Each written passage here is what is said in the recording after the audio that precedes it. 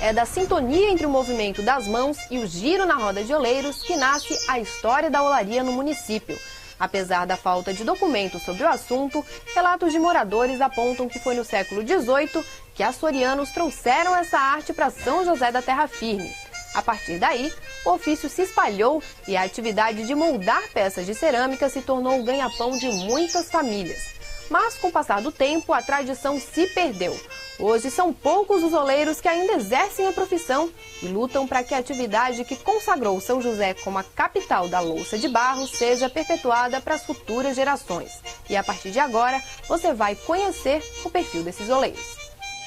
A prática com as mãos é a herança do pai, sapateiro, que moldava o couro. A mãe, cantora lírica, também contribuiu para o gosto pela arte. Natural de Guatá, na Serra Catarinense, José Geraldo Germano é josefense de nome e coração.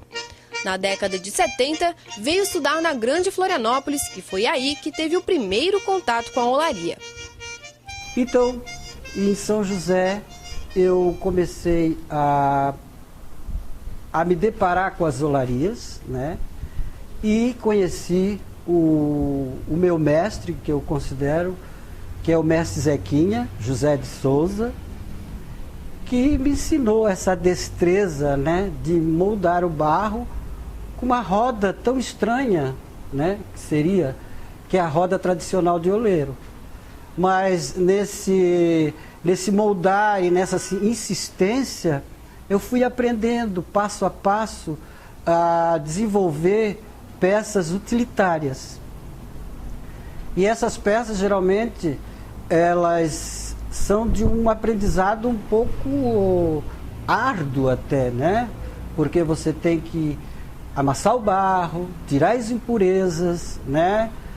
Fazer os pilô, que são as bolinhas, para centrar na roda, aprender a sentar na roda. Tudo isso foi um tempo assim que a gente foi desenvolvendo esse trabalho graças aos ensinamentos do mestre Zequinha. E, paralelo a isso, eu comecei a trabalhar numa escola de arte em Itajaí, né, onde desenvolvia com as crianças a psicomotricidade com o barro, e que, além de ser um material que a gente trabalha com os 4 elementos, né, que é a terra, a água, o ar e o fogo, que é o princípio da vida. Então, a criança, por si só, num simples amassar do barro, ela desenvolve ludicamente qualquer forma que encanta, né, aos olhares das pessoas, da gente, enfim. Paralelo a isso também, em 80, eu trabalhei na antiga Fucabem, que era socializar os menores que poderiam-se dizer infratores à sociedade. Trabalhei 9 anos com o desenvolvimento também psicomotor, a criatividade, até o relaxamento, né? Porque até então, enquanto eles estavam alvoroçados, pode-se dizer, com aquela energia toda de adolescente, enfim, eles sovando barro para desenvolver o seu trabalho, que era uma peça que eles iriam criar, aquilo relaxava. Então foi muito importante, né, ter essa passagem e desenvolver esse trabalho com os adolescentes que até hoje eu deparo com eles pela rua e eles sempre cumprimentam, então muitos socializados, evidentemente, né? Outros não. Foi na infância que o gosto pela arte começou a dar indícios do futuro de Geraldo.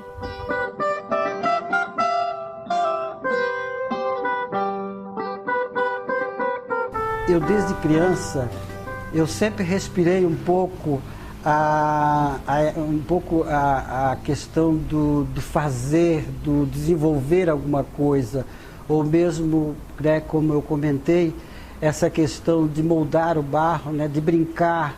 Eu acho que isso foi impulsionado de uma certa maneira, até como eu sou autodidata, até para ter oportunidade de ensinar outras pessoas a desenvolver uma arte, por que não, né? Uma arte popular que é tão rica.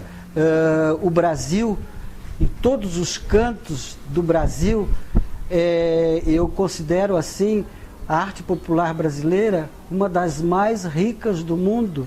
Então a gente meio que abandona a nossa raiz e fica aplaudindo o que vem de fora para dentro, onde a riqueza está aqui em São José, está aqui lá em Minas Gerais, enfim, no Brasil inteiro. Isso é muito rico, que as pessoas que nos vêm visitar, elas ficam pasmas de verem um boi de mamão dançando ou não, né? O boi de mamão que a gente molda com as mãos e faz a maricota, faz a bernunça, faz o próprio boi, né? E depois conta essa história toda, né, desse folguedo do boi de mamão. Eles ficam encantados. E, ao mesmo tempo, mostrar numa roda tradicional, que é feita de madeira, de um material que o oleiro estudou, fez de tudo para pegar a melhor madeira, para que esse instrumento ele fosse, né, até hoje, lembrado e usado, né? Então, o turista que vê moldar o barro, fazer uma panela, uma moringa, um alguidar, moldado com uma bolinha de barro, a criança, o turista, enfim, eles acham mágico, né? Mas também que é um legado que os grandes mestres deixaram para determinadas pessoas que estão passando todo esse conhecimento, né? E tentando passar, né?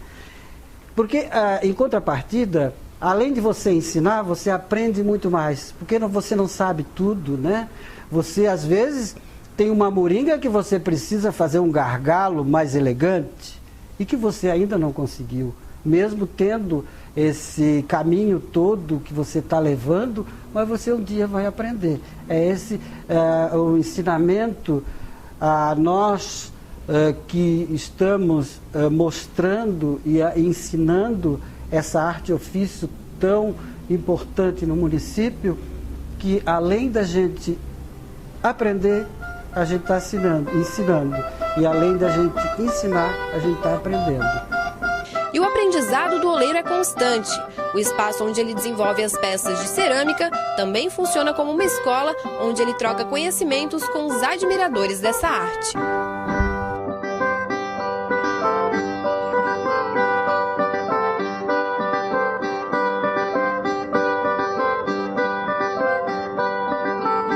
Então, a gente está aqui já há 8 anos, e esses 8 anos, muitas das pessoas que passaram por aqui, nós temos várias alunas e alunos, né, que hoje desenvolvem seu trabalho ou na sua casa, ou desenvolvem seu trabalho em outros locais onde ensinam outras pessoas. Então, o nosso trabalho é extremamente didático, além de trabalhar essa questão da história do município, desde a questão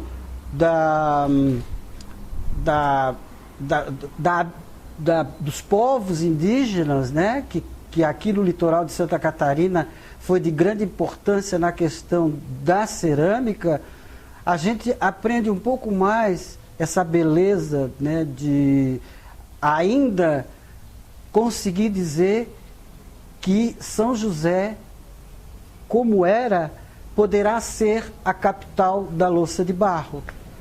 E graças aos grandes mestres que já se foram, a gente ainda tem uma força interior de poder levar isso adiante, né? De que os grandes mestres nos deixaram legados muito importantes para a cultura do município de São José, onde eu sempre coloco que a cada esquina em São José deveria ter uma roda de oleiro tradicional, uma loja que pudesse, as pessoas que vão nas escolas, que ensinam essa arte milenar, que foi trazida pelos antigos açorianos, que com suas famílias vieram explorar o Brasil e partiram para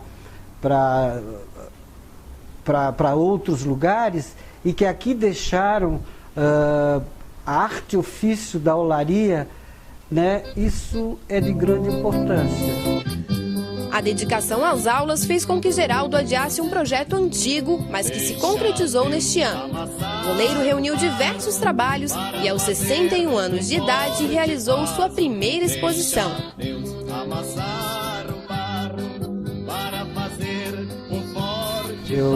Aos 61 anos de idade, eu resolvi reunir uns trabalhos meus, né, que eu nunca tinha feito, porque não dava tempo, que eu estava ensinando, sempre ensinando, e para mim foi importante, porque aprendi também, a reunir uma exposição no NEA, Núcleo de Estudos Açorianos da Universidade Federal de Santa Catarina, que lida com essa questão de toda a cultura local, que foi em outubro e que para mim foi muito prazeroso, né, fazer, até porque para também me desafiar nessa questão de mostrar o utilitário e o figurativo.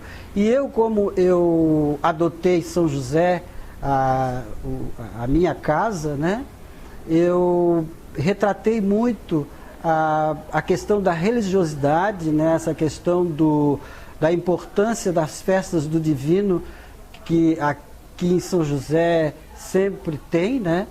Então eu retratei muito isso. Não deixei de retratar o meu pai, que era sapateiro, e a minha mãe, que era cantora, era a Verônica. Ela foi em um canto em Orleans, né? Que todo mundo a conhecia, meu pai também, porque e paralelo a isso, eu resolvi pegar um tema na roda de oleiro tradicional. Eu peguei desde o mata-fome, que é o pratinho tradicional de se comer o seu pirão com peixe, com salada de tomate e cebola, né, que é aquele pratinho pequeno, ao alguidar. Por que isso? Porque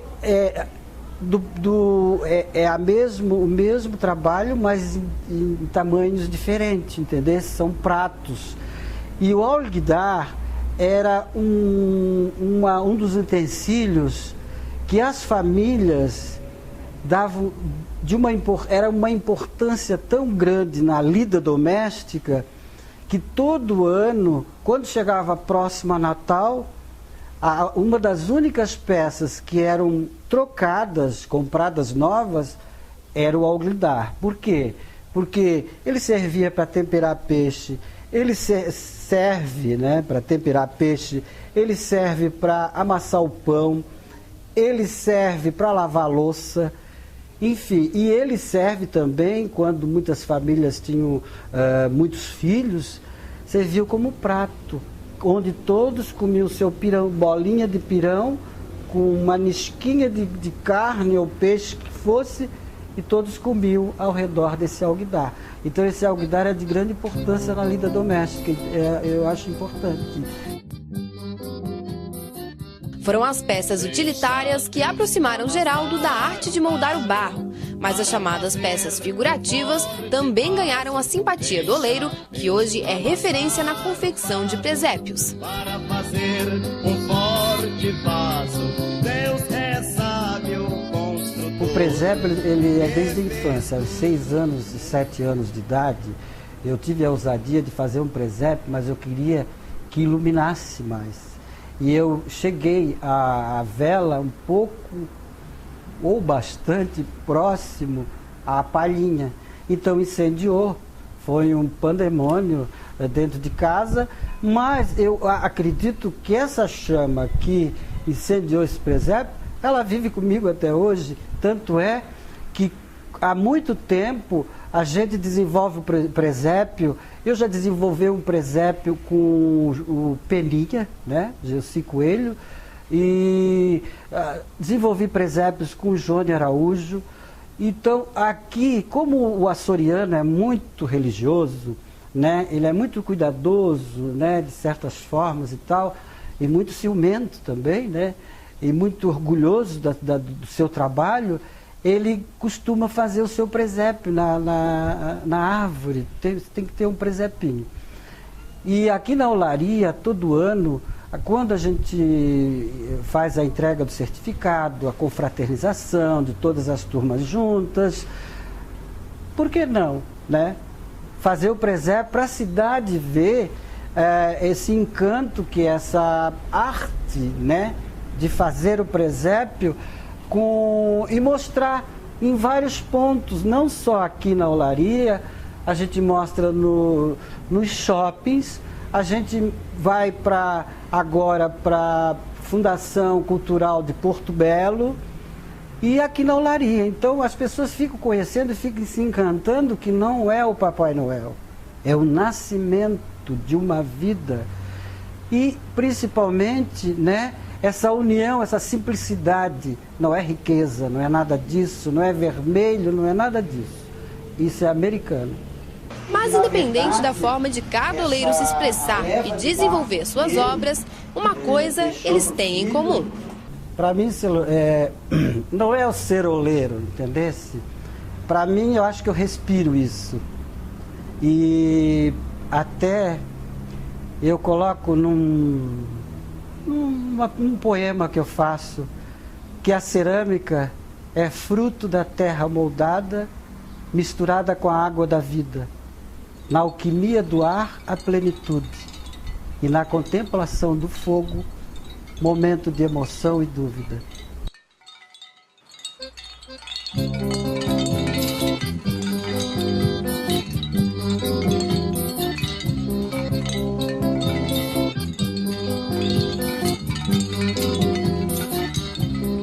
Deixa Deus amassar